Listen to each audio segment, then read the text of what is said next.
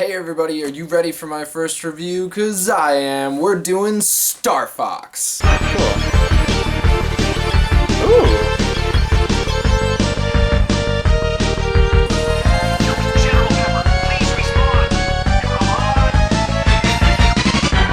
So, Star Fox is one of my favorite video game franchises of all time. I grew up on the series. They're one of the first games that I owned for the N64. It's endless enjoyment. I mean, this is the type of game that you can play over and over and over again, and it's always different every single time. There's multiple paths that you can take and multiple experiences to have. There's even 2 endings in the original for the 64. When I heard there was a new Star Fox game coming out, I was skeptical to say the least. But when I found out that they were making a return to the classic playstyle, I was immediately back on board. Some of my favorite video game memories are of Star Fox. It was the first game I beat for the 64, and the first time I finished it, I got that check from General Pepper at the end, and I ran out into the living room screaming about how I was being sent $1 million for beating the game. As an adult, I look back on the time I spent with video games with fondness.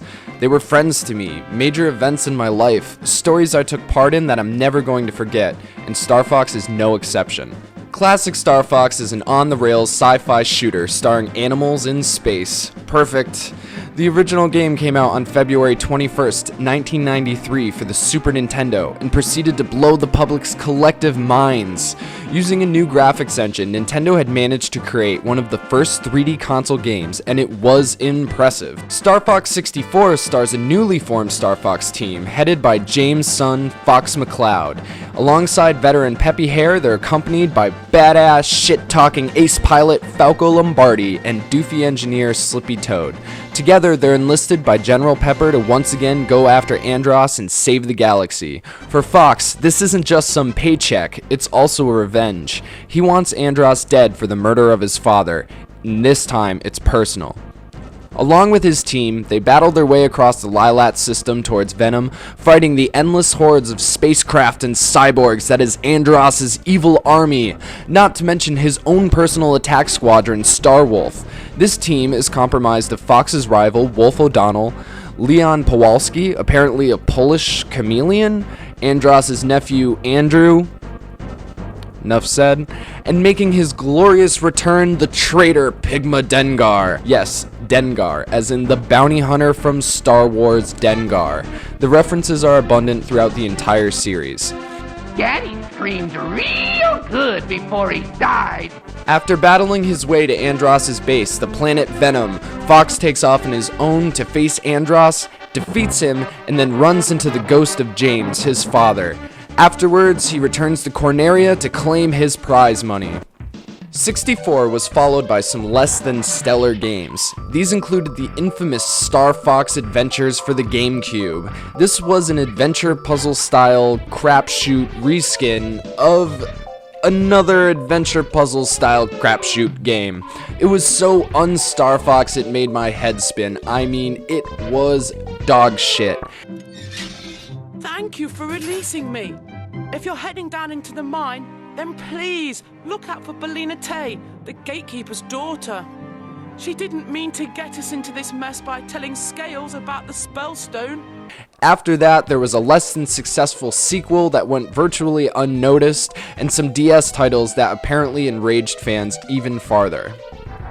But this is Star Fox Zero. It's a revamp of the series because they fucked it up. Now, don't even get me started on how bad Star Fox Adventures was. I'm not gonna be nice. I'm not gonna say good things about it because it was pretty much terrible the entire way through, and I didn't like it. That's not to say that I didn't try to play it. I really did try to push my way through that game, but I just couldn't do it. I was really, really excited when this came out as a return to the original Star Fox style. So what's the story with this game? Well, it's essentially the same as Star Fox 64. Star Fox Zero is a reboot. Much like the Star Wars reboot that started in 2015, Zero is a retelling of Star Fox 64 with some major updates in order to reinvigorate a flailing franchise for a new generation. So, as far as plot points, it's exactly the same. Well, not entirely the same. Right before Fox and company reach Venom in Zero, the planet just disappears. The crew then head back to Corneria to find the planet under attack again. It turns out that General Pepper had been keeping some secrets this time around. Put my face right in your big red monkey ass. A long time ago, Andros was a scientist working for the Cornerian military. Together, they designed a space teleporter, apparently capable of transporting entire planets. This was going to be used to protect the universe, but Andros, the madman that he was, tried to use it for evil. So the Cornerian army, along with the help of Fox's father James, used the teleporter to banish Andros to another dimension.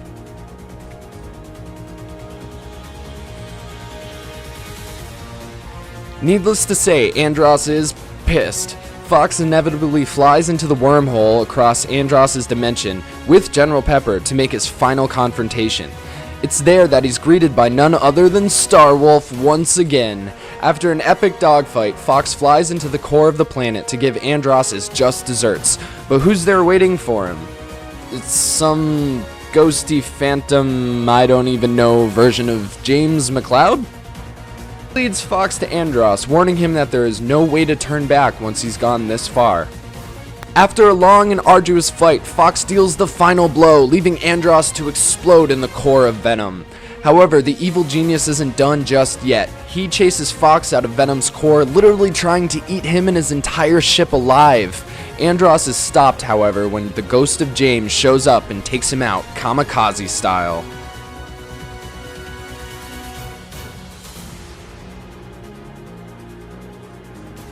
Can you technically kamikaze if you're a ghost?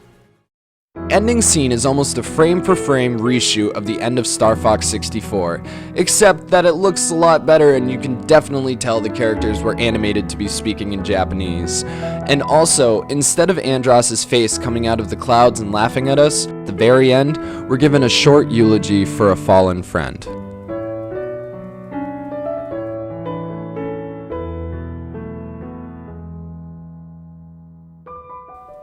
Ironically, I actually forgot about the release of this game, but happened to be in GameStop the day it came out and I bought it immediately. I decided to do an entire playthrough of my first experience with it, so if you haven't seen that yet, make sure you check it out afterwards.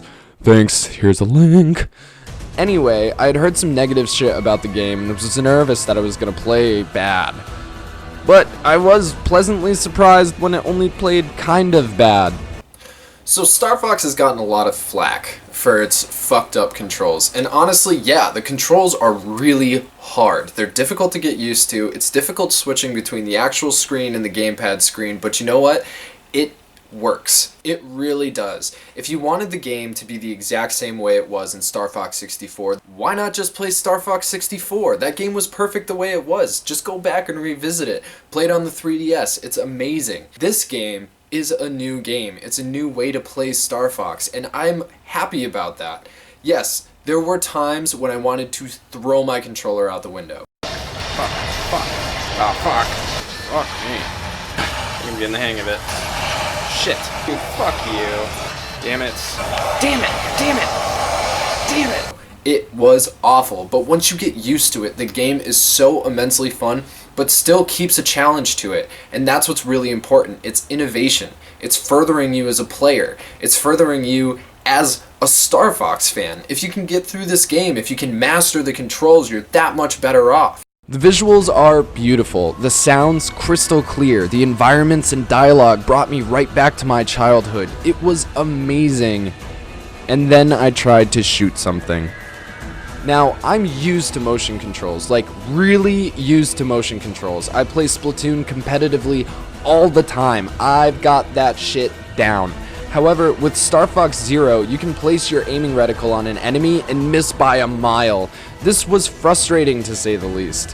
What I eventually figured out is that the spatial physics of this game are extremely advanced. You're flying at sublight speeds through space, and so are your enemies. There's 360 degrees of free roaming for your lasers to go astray as your targets zoom around. How big is an R-Wing? How far away are these bad guys actually? How fast are both of these ships actually going? These questions were clearly taken into consideration when designing the physics engine, so to compensate, they gave us target view. Essentially, you look down at your gamepad and use it like Luke and Han operate the turrets of the Millennium Falcon. I got him! Great kid! Don't get cocky! You have a complete spectrum of which to shoot that goes far beyond the limits of your TV screen. Also, the reticle is zoomed in a tad, which allows for much more accurate fire. But who the fuck is flying this shit when you're shooting? Well, you are still... So you have to find a balance between getting good at guessing while aiming on the TV screen and positioning yourself in a safe spot to look down at your Wii U pad. Believe me, this took a long time to get down, and again, if you want to see the struggle firsthand, make sure you check out my Star Fox gameplay for some laughs. The struggle is real, folks. Trust. Once you do get it though, the game opens up and becomes an excellent experience. The Lilat system is once again your playfield, but apparently it's lost and gained some planets. Classic like the Sun Solar, in which you had to shoot your lasers constantly to keep your R-Wing from overheating, and Aquas, which called for Fox's ship the Blue Marine, which is a submarine with torpedoes and you shoot underwater and there's clams and squids that shoot lasers at you. They're nowhere to be found. Nonetheless, we are given a cast of new planets and space stations, sectors, etc. to flesh out this game. Side characters like Fox's childhood friend Bill and Falco's mysterious acquaintance Kat make their return as well. And who the fuck is Kat anyway? Why does she know Falco? Are we ever gonna find that out? There's also a level in which you only play as Peppy. My sweet ass run of this level.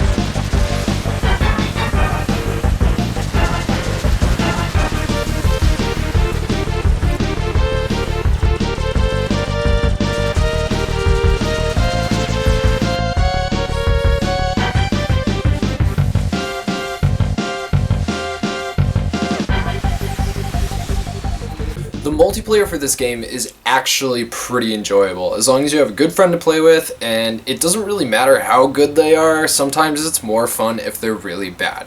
For example, in 2-player, you and a friend can cooperatively play the main story.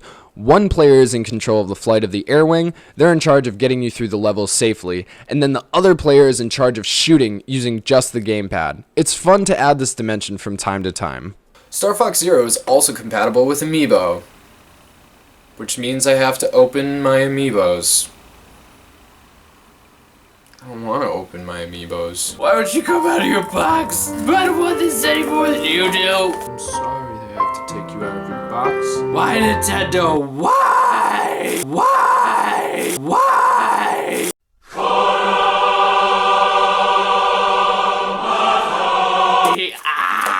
Just come out of your box. Come out of your box, Falco. No. I'm sorry. Now that I've destroyed the value of my Amiibos, I don't play the game without them. Flying as the classic Star Fox ship and the fucking badass Black R-Wing is awesome. They both have their ups and downs, but the risk is definitely worth the rewards. The retro ship has no target lock-on, but the charged laser blows up larger and slower than the traditional ones do. This allows for the player to be able to hit more targets at one time. If you master it, it can be deadly. Now the Black R-Wing is super cool looking and crazy powerful. It also constantly has 2 homing missiles, which you can only attain in the original R-Wing by getting 2 laser upgrades. The downside though is it virtually has no shields. 2 or 3 hits in this glass cannon is done, so make sure you keep yourself safe. Now, although they're not an amiibo figure, let's not forget about the Landmaster, the R-Walker, and the Gyro Wing. The Landmaster is a ground assault tank vehicle that gets an upgrade which allows it to fly short distances. The R-Walker is a chicken-looking AT-AT wannabe transformation of the R-Wing, so all you have to do is press A anytime in the game and boom, you're on the ground, ready for some ground assault. And last but not least, the Gyrocopter is a double propeller helicopter used for infiltration. It also has a little buddy bot that hacks computers to turn off lasers, open doors, and turn off searchlights as well, but it becomes pretty useless once you get that upgrade for the R-Walker. So how do I feel about Star Fox Zero? While the controls have a serious learning curve, I ended up enjoying this game from start to finish, even when I was really bad, and then when I was starting to get good, and then when I got really good, it was worth it. It was a learning experience. I could actually feel myself getting better every time I played, and I loved it. That's my favorite thing about video games. When all is said and done, I would give Star Fox Zero an 8 out of 10. Now, is it the best game that I've ever played in my entire life? No, but is it fun? Yes, and that's really what matters to me. I like it when games are fun. It gave me a challenge, it gave me excitement, it gave me the nostalgia that I was looking for in a reboot of a series, along with some new and exciting things. The game was fucking good. And that's what it comes down to. It's gotten so many bad reviews over and over and over again, and I guess I can understand. People seem to expect to be able to pick up a game and just play it. But that's not the way it always was. Games were new at one point, when people didn't know what the hell they're doing. Every game is somebody's first game, so it's not like somebody can just pick up Mario and know exactly what they're doing every time. Sometimes people don't even know a Goomba is a bad guy and they just run into it and die. And it's kind of like that with Star Fox. It's kind of like learning to walk again. But once you master it, you've got it. And the replayability of the game is substantial. And that's the best part of it. I can't tell you how many games lately that I've bought and had to fucking just put down after I was done because A, I didn't want to play again, and B, I didn't have any reason to. But Star Fox Zero allows you to better yourself and better yourself and better yourself constantly. There's always going to be something more to do. Now, I'm no completionist, but I'm going to continue to play this game as much as I possibly can. I just love it. So, I really, really hope that you guys enjoyed my review. I hope that you come back. Go pick up Star Fox Zero for your Wii U collection. It is a must-have for the system, and believe me, there is more to come. I'm really excited to see what they're going to do with this franchise in the future, and I'm really excited to see you guys again. For your sake and ours, make sure that you give me a comment down below. Let me know what you thought of the game. Let me know what you thought of the review. Make sure you like the video if you liked the video, and subscribe to our channel because there is a lot more to come. Thank you very much. I'm Maikeru the Death Mountaineer, and I'll catch you guys next time.